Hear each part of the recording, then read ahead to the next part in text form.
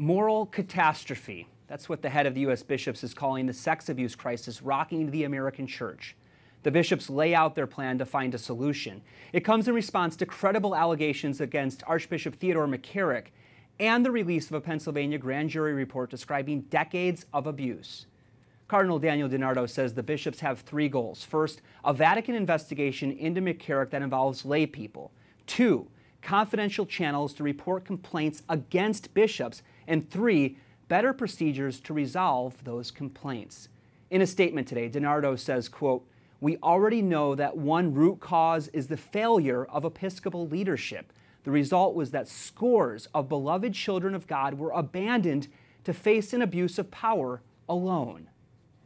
Joining me now is Bishop Lawrence Persico of the Diocese of Erie. Your Excellency, thanks for joining us. Thank you. Glad to be here. The Vatican just broke its silence on this abuse crisis in America. The bishops say they will invite the Vatican to investigate. In your view, should bishops who knew about or covered up abuse resign? I think they should. I think that we need complete transparency. If we're going to get the trust of the people back, we have to be able to demonstrate it. And I know talking to lay Catholics, they are angry, they are upset, they're horrified by what they read in that grand jury report in Pennsylvania. How in the world are you going to get their trust back? Well, as I've been saying, we can talk about transparency, the truth, but much is going to depend upon our deeds. How do we carry that transparency out? And how do we act moving forward? That's going to be key to all of this. And we have to show that we mean what we're saying. American bishops, though, did issue the Dallas Charter back in 2002, and that was supposed to protect young people. Yet here we are again. So how can anyone believe that the new reforms will actually work? Well, that gets back to what I was saying, that we need this transparency, and we also need action.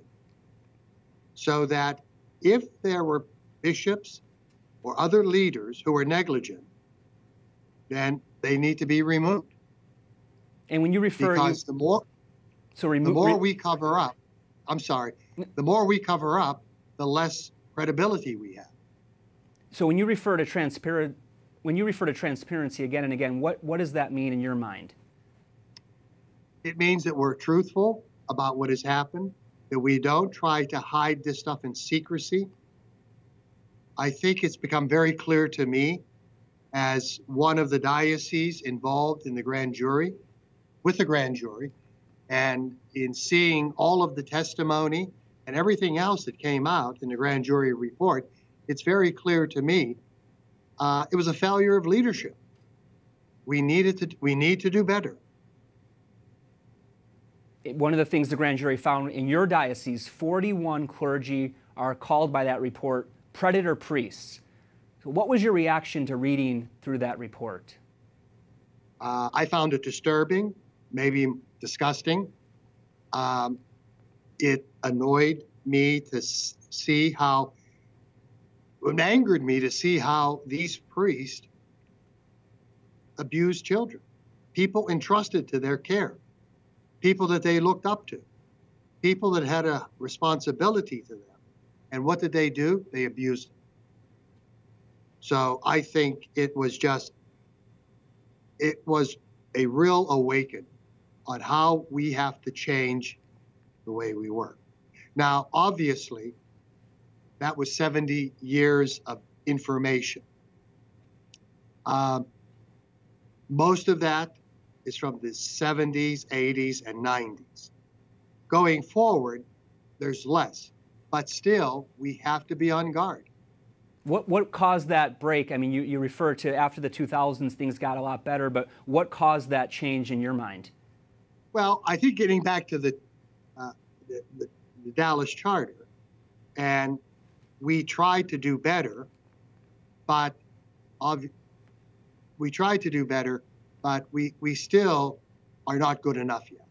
1,000 victims are, I mean, it's heartbreaking to hear their stories in that grand jury report. 1,000 victims in Pennsylvania in those 6 out of 8 dioceses. Have you had a chance to meet with any of those victims yet? I've been constantly meeting with victims, yes. I have the meeting tomorrow with one. I've talked to some on the phone. So one thing about our diocese, we've been proactive about this since it all started.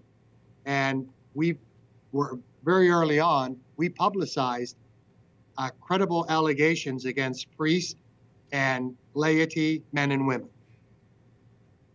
They're on our website. Okay, well, Bishop Lawrence Persico of the Diocese of Erie, thank you for making time for us today. You're welcome. Thank you.